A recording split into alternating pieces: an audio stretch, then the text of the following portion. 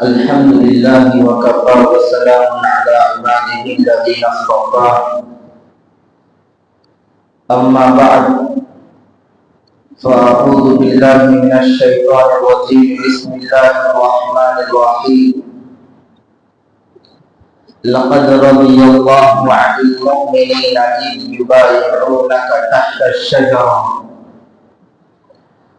وقال تعالى محمد رسول الله والذين معه أشداء على الكفار رحماء بينهم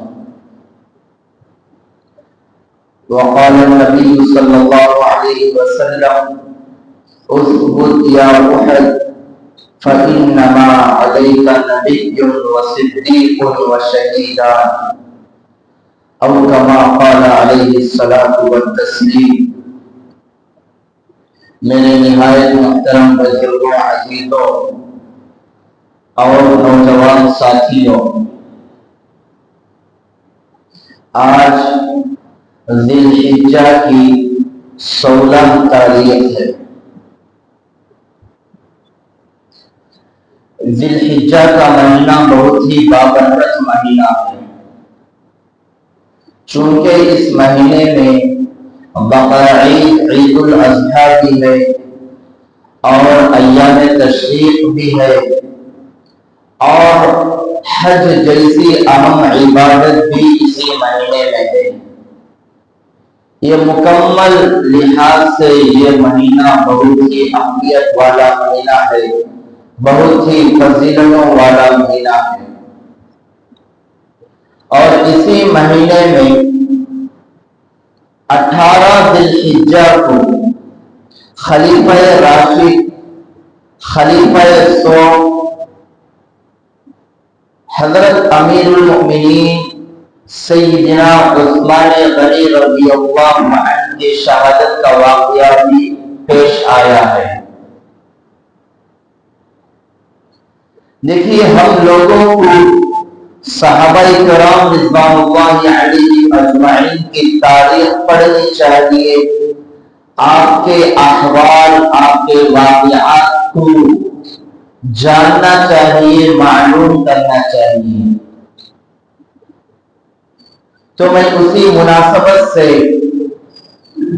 آج حضرت عثمان غنی رضی اللہ عنہ کی فضیلت اور ان کے فضائل و مناقب کے تعلق سے کچھ باتیں عرض کروں گا۔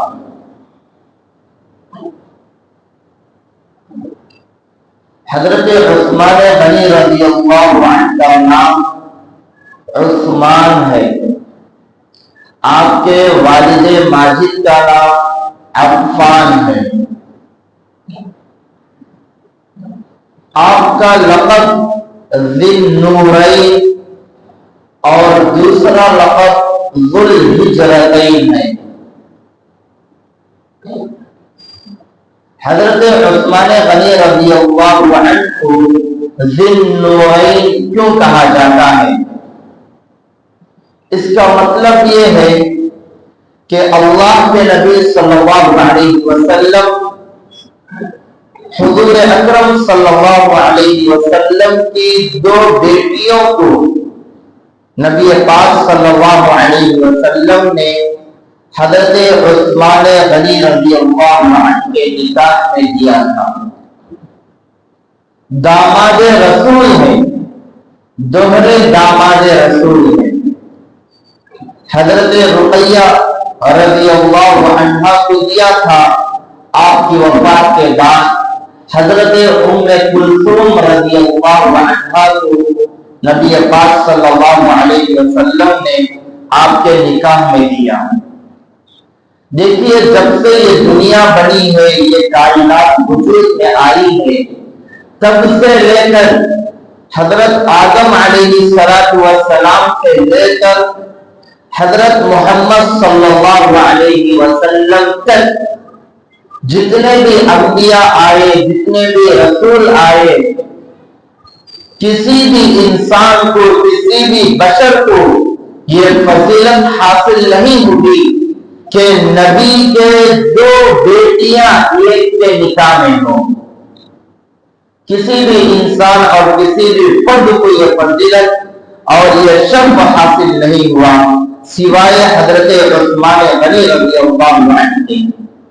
حضرت عثمان غنی رضی اللہ عنہ کو نبی پاک صلی اللہ علیہ وسلم نے اپنی بیٹی حضرت رقیہ رضی اللہ عنہ کو نکاح میں دیا.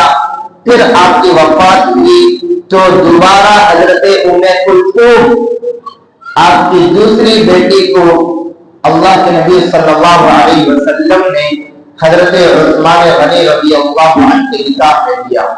یہ فضیلت یہ شرف حضرت عثمان غنی رضی اللہ عنہ کو حاصل ہوا. اسی مناسبت سے آپ کا لقب ذی النورین ہے، دو نوروں والا، ذی النورین. اور آپ کا دوسرا لقب ذو الہجرتین ہے، یعنی دو مرتبہ ہجرت کرنے والا. حضرت عثمان غنی رضی اللہ عنہ اسلام کے لیے مکہ المکرمہ سے ہجرت کر کے حبشہ کو بھی گئے ہیں اور اسلام کے لیے مکہ المکرمہ سے ہجرت کر کے مدینہ المنورہ کو بھی ہجرت کر گئے ہیں. اس لیے آپ کو ذو الہجرتین یعنی دو مرتبہ ہجرت کرنے والا کہا جاتا ہے. یہ ہجرت کرنا بھی بہت بڑی فضیلت ہے، وہ بھی اسلام کے لیے ہجرت کرنا. یہ فضیلت بھی اللہ رب العزت نے حضرت عثمان غنی رضی اللہ عنہ کو عطا فرمایا. دیکھیے حضرت عثمان غنی رضی اللہ عنہ اسلام کا زمانہ تو کیا، زمانہ جاہلیت میں جب نبی پاک صلی اللہ علیہ وسلم کو نبوت نہیں ملی تھی، اس سے پہلے بھی، اسلام آنے سے پہلے بھی آپ باحیا تھے، عفت والی زندگی گزار رہے تھے. آپ کسی گناہ میں ملوث نہیں تھے.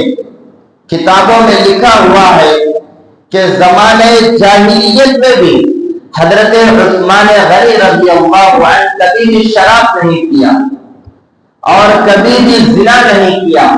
اسلام آنے سے پہلے، اسلام لانے سے پہلے بھی بہت ہی عفت والی زندگی، پاکیزہ زندگی اور شرم و حیا والی زندگی حضرت عثمان غنی رضی اللہ عنہ گزار رہے تھے. اور آپ کی ایک صفت غنی والی صفت ہے، یعنی مالدار. زمانے جاہلیت میں بھی، اسلام سے پہلے بھی آپ کے اندر سخاوت کا وہ مادہ تھا اور سخاوت کرنے والا وہ دل تھا، اور آپ اتنے سخی تھے، اتنا سخاوت کر رہے تھے کہ زمانے جاہلیت میں عورتیں اپنے بچوں کو جب لوریاں پڑھ کر، لوریاں گا کر جب سلاتی تھی تو اسی وقت یہ بھی کہتی تھی کہ عثمان آئے گا تو اتنا لٹائے گا اور اس کی وجہ سے گھر آباد ہوگا. اس طرح کی لوریاں بھی زمانے جاہلیت کی عورتیں اپنے بچوں کو گا کر تسلی دیا کرتی تھی. اور حضرت عثمان غنی رضی اللہ عنہ اسلام لانے سے پہلے بھی بہت ہی زیادہ سخاوت کے مالک تھے، بہت ہی سخاوت کر رہے تھے. اور زمانے جاہلیت کی عورتیں اپنے بچوں کے متعلق یہ بھی کہتی تھی کہ اللہ تجھے عثمان جیسا بنا دے، عثمان جیسا حیا والا، عفت والا اور اسی طرح سے سخاوت والا بنا دے. زمانے جاہلیت کی عورتیں اپنے بچوں کو اس طرح کی دعائیں دیا کرتی تھی. اور حضرت عثمان غنی رضی اللہ عنہ 34 سال کی عمر میں، 30 پر 4 سال کی عمر میں اللہ کے نبی صلی اللہ علیہ وسلم کو نبوت ملی. اس وقت حضرت عثمان غنی رضی اللہ عنہ کی عمر 34 سال تھی.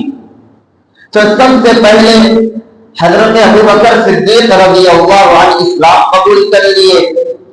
اس کے بعد اسی دن حضرت ابوبکر صدیق رضی اللہ عنہ اسلام کی دعوت دینے کے لیے نکلے، اسی دن نکلے، تو اس وقت حضرت عثمان غنی رضی اللہ عنہ اسلام قبول کر لیا، اور اسی وقت کبار صحابہ کرام رضوان اللہ علیہم اجمعین اسلام قبول کیے۔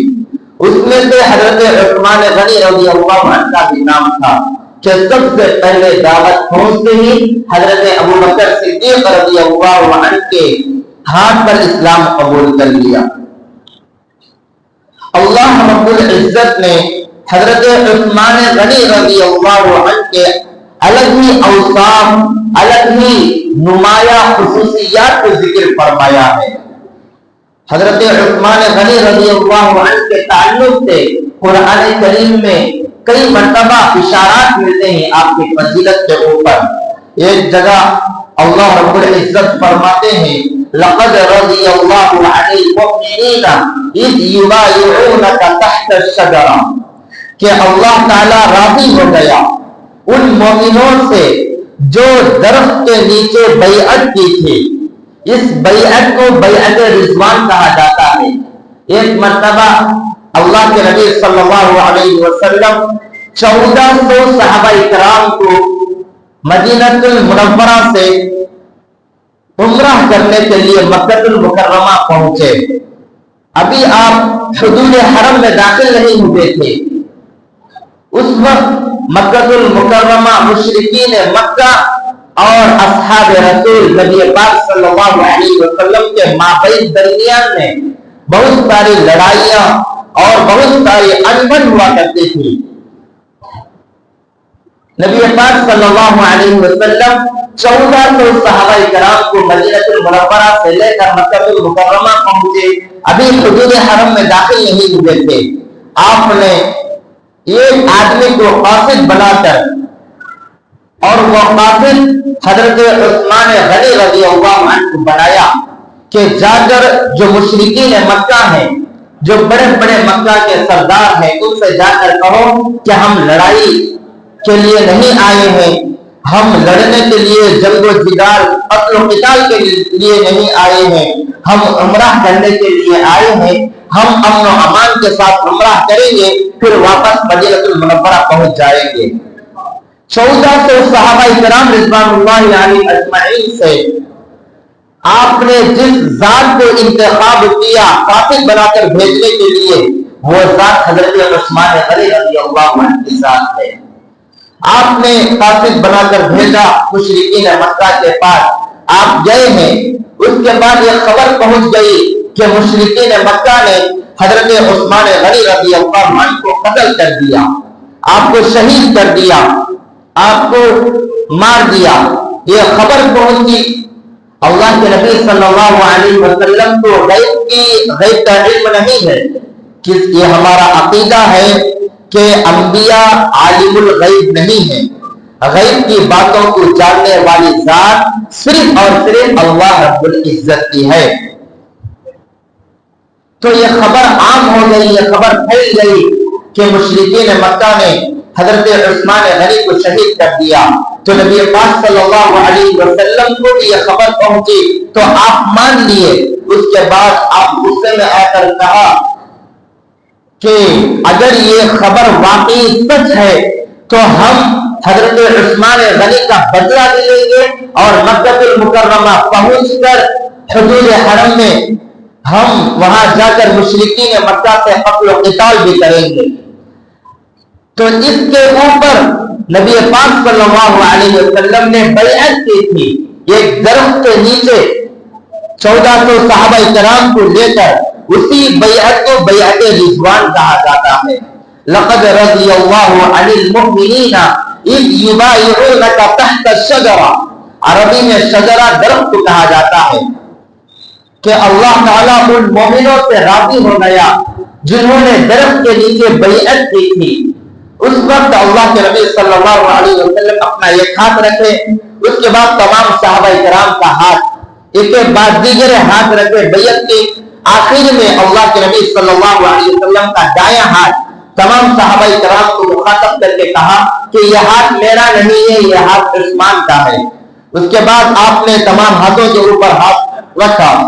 یہ بیعت ہے، قتال کے اوپر، بدلے کے اوپر، تو اللہ رب العزت یہ آیت جو اتاری ہے قرآن کریم میں، یہ حضرت عثمان غنی رضی اللہ عنہ کی فضیلت کے اوپر اتاری ہے کہ آپ کے متعلق قرآن کریم میں ذکر بھی آیا ہے۔ اس سے حضرت عثمان غنی رضی اللہ عنہ کی خصوصیت، آپ کی فضیلت، آپ کا مقام و مرتبہ معلوم ہوتا ہے۔ دوسری آیت میں اللہ رب العزت فرماتے ہیں محمد الرسول اللہ، کہ محمد اللہ کے رسول ہیں۔ آگے فرماتے ہیں والذین معہ اشداء علی الکفار رحماء بینہم، اور صحابہ کرام رضوان اللہ علیہم اجمعین اللہ کے نبی کے ساتھ رہنے والے ہیں، اور فرماتے ہیں اشداء علی الکفار، کفار کے اوپر سخت ہے۔ آگے فرماتے ہیں رحماء بینہم، آپس میں نرم دل کے ساتھ اور آپس میں پیار و محبت کے ساتھ رہنے والے ہیں۔ مفسرین کرام فرماتے ہیں والذین معہ سے مراد حضرت ابوبکر صدیق ہیں، کہ حضرت ابوبکر صدیق رضی اللہ عنہ ہر وقت آپ کے ساتھ رہتے تھے، نبی پاک صلی اللہ علیہ وسلم کے ساتھ۔ آگے فرماتے ہیں اشداء علی الکفار، اس سے مراد حضرت عمر فاروق رضی اللہ عنہ ہیں، کہ آپ کافروں کے اوپر سخت تھے اور آپ کا روب اور دبدبہ کافروں کے دلوں میں بیٹھا ہوا تھا۔ اشداء علی الکفار، آگے رحماء بینہم، کہ آپس میں پیار و محبت کے ساتھ، نرم دلی کے ساتھ، یہ صفت حضرت عثمان غنی رضی اللہ عنہ کے ساتھ خاص ہے کہ آپ نرم دل تھے، آپ کے اندر نرمی کا مادہ تھا۔ اور دوسری جگہ اللہ رب العزت فرماتے ہیں والسابقون الاولون من المہاجرین والانصار، کہ پہلے اسلام قبول کرنے والوں کے لیے بھی فضیلت ہے، اور پہلے جو اسلام قبول کیے ہیں ان میں حضرت ابوبکر کا بھی نام آتا ہے، حضرت عثمان غنی رضی اللہ عنہ کا بھی نام آتا ہے۔ تو میرے بھائیوں، حضرت عثمان غنی رضی اللہ عنہ کی نمایاں خصوصیات ہیں اسلام میں۔ ایک مرتبہ اللہ کے نبی صلی اللہ علیہ وسلم ایک باغ میں داخل ہوتے ہیں، وہاں پر ٹھنڈی ہوائیں کھانے کے لیے، آرام کرنے کے لیے، سیر و تفریح کے لیے باغ میں داخل ہوتے ہیں، اور داخل ہونے کے بعد وضو فرماتے ہیں۔ وہاں پر ایک کنواں تھا، اس کنویں کے اوپر اللہ کے نبی صلی اللہ علیہ وسلم بیٹھتے ہیں، اپنی ازار اور اپنے شلوار کو پنڈلیوں سے اوپر کر کے آپ اپنے قدم مبارک کو کنویں میں چھوڑ کر بیٹھتے ہیں۔ اس کا مطلب ہے آپ کو گرمی ہوتی تھی اور آپ نرمی استعمال کرنے کے لیے آپ اس طرح کی حرکت کیے اور یہ کام کیے ہیں۔ اور حضرت ابو موسیٰ اشعری رضی اللہ عنہ آپ کے ساتھ تھے۔ اللہ کے نبی صلی اللہ علیہ وسلم کنویں میں پیر چھوڑ کر آرام سے تشریف فرما تھے۔ اس کے بعد حضرت ابو موسیٰ اشعری رضی اللہ عنہ سے فرمایا کہ کسی کو بھی باغ کے اندر داخل نہ ہونے دینا، اگر کوئی آیا ہے تو سب سے پہلے مجھے اطلاع کرنا، اس کے بعد دروازہ کھولنا۔ تو تھوڑی دیر کے بعد ایک آدمی دروازے کو کھٹکھٹایا، دستک کی، تو حضرت ابو موسیٰ اشعری رضی اللہ عنہ نے کہا کہ کون ہے؟ تو ادھر سے جواب آیا ابو بکر۔ تو حضرت ابو موسیٰ اشعری رضی اللہ عنہ آپ کے پاس آئے اور آ کر کہا کہ ابو بکر آئے ہیں، کیا دروازہ کھولو؟ تو نبی پاک صلی اللہ علیہ وسلم نے فرمایا اذن ہوئی وبشرہ بالجنہ، کہ ان کو آنے کی اجازت بھی دو اور جنت کی بشارت بھی دو۔ اس کے بعد حضرت ابو موسیٰ اشعری رضی اللہ عنہ جا کر دروازہ کھولتے ہیں۔ حضرت ابو بکر صدیق رضی اللہ عنہ باغ کے اندر تشریف لاتے ہیں، آپ کے دائیں طرف بیٹھ جاتے ہیں، کنویں میں آپ کے دائیں طرف بیٹھ جاتے ہیں۔ اس کے بعد تھوڑی دیر کے بعد ایک اور آدمی آتا ہے، آ کر دروازے کو دستک دیتا ہے۔ اس کے بعد حضرت ابو موسیٰ اشعری فرماتے ہیں کہ کون ہے؟ تو ادھر سے جواب آتا ہے عمر بن خطاب۔ تو حضرت ابو موسیٰ اشعری رضی اللہ عنہ نبی پاک صلی اللہ علیہ وسلم کے پاس آتے ہیں اور آ کر فرماتے ہیں کہ عمر بن خطاب دروازے کے پاس آئے ہوئے ہیں، کیا ان کو آنے کی اجازت دو؟ تو تو نبی پاک صلی اللہ علیہ وسلم فرماتے ہیں اذن لی وبشرہ بالجنہ، کہ ان کو آنے کی اجازت بھی دو اور جنت کی بشارت بھی دو۔ اس کے بعد وہ آ کر آپ کے بائیں طرف بیٹھ جاتے ہیں نبی پاک صلی اللہ علیہ وسلم کے۔ اس کے بعد تھوڑی دیر کے بعد اور ایک آدمی آ کر دروازے کو دستک دیتا ہے۔ اس کے بعد حضرت ابو موسیٰ اشعری فرماتے ہیں کہ کون ہے؟ تو کہتے ہیں عثمان بن عفان۔ تو وہ خبر نبی پاک صلی اللہ علیہ وسلم کو پہنچاتے ہیں کہ عثمان بن عفان آئے ہوئے ہیں، کیا ان کو آنے کی اجازت دو؟ تو نبی پاک صلی اللہ علیہ وسلم وہی جملہ دہراتے ہیں اذن لی وبشرہ بالجنہ، کہ ان کو آنے کی اجازت بھی دو اور ان کو جنت کی خوشخبری بھی دو۔ وہ آ کر آپ کے روبرو سامنے ہو کر بیٹھ جاتے ہیں۔ تو میرے بھائیوں، اس سے ہم کو دو تین باتیں سامنے آتی ہیں کہ لگاتار سب سے پہلے حضرت ابو بکر آئے، اس کے بعد حضرت عمر آئے، اس کے بعد حضرت عثمان آئے۔ اس سے ایک بات یہ سمجھ میں آتی ہے کہ آپ دنیا سے جانے کے بعد، آپ صلی اللہ علیہ وسلم کا وصال ہونے کے بعد سب سے پہلے جو خلیفہ بنے گا وہ ابو بکر ہوگا، دوسرے نمبر پر جو خلیفہ بنے گا وہ عمر بن خطاب ہوگا، تیسرے نمبر پر جو خلیفہ بنے گا وہ عثمان غنی ہوگا۔ دوسری بات یہ بھی سمجھ میں آتی ہے کہ آپ کے دائیں طرف حضرت ابو بکر بیٹھے، آپ کے بائیں طرف حضرت عمر بیٹھے، آپ کے روبرو حضرت عثمان غنی بیٹھے۔ تو جنت میں نبی پاک صلی اللہ علیہ وسلم کا جو روضہ مبارک ہے، آپ کے دائیں طرف حضرت ابو بکر مدفون ہے، آپ کے بائیں طرف حضرت عمر فاروق مدفون ہے، اور آپ کے روبرو یعنی جنت البقیع میں حضرت عثمان غنی رضی اللہ عنہ مدفون ہے۔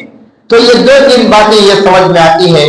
اس سے یہ بھی سمجھ میں اس سے بھی حضرت عثمان غنی رضی اللہ عنہ کی خصوصیت اور آپ کی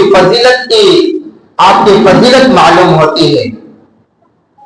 یہ حضرت عثمان غنی رضی اللہ عنہ یہ جامع القرآن ہے، یعنی قرآن کریم کو جمع کرنے والے، قرآن کریم کو محفوظ کرنے والے۔ قرآن کریم الگ الگ جگہوں پر لکھا ہوا تھا، پتوں کے اوپر، درختوں کے اوپر، اسی طرح سے پتھروں کے اوپر، جانوروں کے کھالوں کے اوپر لکھا ہوا تھا۔ حضرت ابو بکر صدیق رضی اللہ عنہ کے دور میں بھی جمع کیا، حضرت عمر فاروق نے بھی جمع کیا، لیکن جو قریش کی لغت میں محفوظ کیا وہ حضرت عثمان غنی رضی اللہ عنہ نے۔ تو آپ کی یہ صفت جامع القرآن بھی ہے۔ دیکھیے پوری انسانیت نبی پاک صلی اللہ علیہ وسلم کے بعد حضرت ابو بکر صدیق رضی اللہ عنہ کے دور سے لے کر آپ سے لے کر پورے صحابہ کرام میں دو صحابہ کرام ایسے ہیں جنہوں نے ایک رکعت میں مکمل قرآن کریم کو پڑھا ہے۔ اس میں سب سے پہلا نام حضرت عثمان غنی رضی اللہ عنہ کا آتا ہے کہ آپ قرآن کریم پر اتنا عمل کرنے والے تھے اور قرآن کریم سے آپ کا اتنا لگاؤ تھا اور اتنی محبت تھی کہ صرف ایک رکعت میں مکمل قرآن کریم کو پڑھے ہیں۔ دوسرا نام حضرت تمیم داری رضی اللہ عنہ کا آتا ہے کہ آپ نے بھی ایک رکعت میں مکمل قرآن مجید کو پڑھا ہے۔ تابعین میں دو بزرگوں کا نام آتا ہے، سب سے پہلے حضرت امام اعظم ابو حنیفہ رحمۃ اللہ علیہ کا نام، کہ انہوں نے ایک رکعت میں مکمل قرآن مجید کو پڑھ لیا۔ دوسرا نام حضرت سعید بن جبیر رحمۃ اللہ علیہ، بہت بڑے تابعین وقت کے اللہ والے گزرے ہیں، انہوں نے بھی ایک رکعت میں مکمل قرآن مجید کو پڑھ لیا۔ حضرت عثمان غنی رضی اللہ عنہ کا اسلام میں وہ مقام و مرتبہ ہے۔ دیکھیے آج 2 دن کے بعد جو 18 ذی الحجہ کی تاریخ آنے والی ہے، 18 ذی الحجہ ہی کو حضرت عثمان غنی رضی اللہ عنہ کی شہادت کا واقعہ پیش آیا۔ اسلام میں اور ہمارے مسلمانوں کے معاشرے میں ہم کو حضرت حسین رضی اللہ عنہ کی شہادت کا واقعہ تو سب کو یاد ہوگا، لیکن اس سے بھی دردناک واقعہ، المناک واقعہ، حیرت ناک واقعہ اور اس سے بھی بڑا ظلم و ستم والا واقعہ جس کو پیش آیا ہے وہ حضرت عثمان غنی رضی اللہ عنہ کے اوپر واقعہ پیش آیا ہے، وہ ان کو بیان کرنے والے شاید کوئی ہو۔ حضرت عثمان غنی رضی اللہ عنہ حضرت حسین رضی اللہ عنہ کے جو پانی بند کرنے کا واقعہ تھا، ایک روایت کے مطابق 3 دن آتا ہے، دوسری روایت کے مطابق 10 دن آتا ہے، لیکن حضرت عثمان غنی رضی اللہ عنہ کے اوپر جب پانی کو بند کیا گیا، مکمل 40 دن پانی کو بند کیا گیا تھا۔ اور آپ کی سخاوت میں کئی مثالیں آتی ہیں کہ آپ نے کنووں کو خرید کر مسلمانوں کے لیے، اپنوں کے لیے، غیروں کے لیے وقف کر دیا تھا، لیکن آپ کے اوپر اتنا ظلم اور ستم سہا گیا کہ مکمل 40 دن پانی اور کھانے کو بند کر دیا گیا۔ اور بہت ہی دردناک واقعہ ہے حضرت عثمان غنی رضی اللہ عنہ کی شہادت کا واقعہ۔ تو انشاءاللہ آنے والے جمعہ مکمل حضرت عثمان غنی رضی اللہ عنہ کی شہادت کے واقعے کو ذکر کیا جائے گا۔ آپ سے امید ہے کہ آپ وقت سے پہلے آئے۔ اللہ تعالیٰ سے دعا ہے کہ اللہ تعالیٰ ہم سب کو عمل کرنے کی توفیق عطا فرمائے۔ آمین وآخر دعوانا الحمدللہ رب العالمین۔ جو حضرات سنت نہیں پڑھے سنت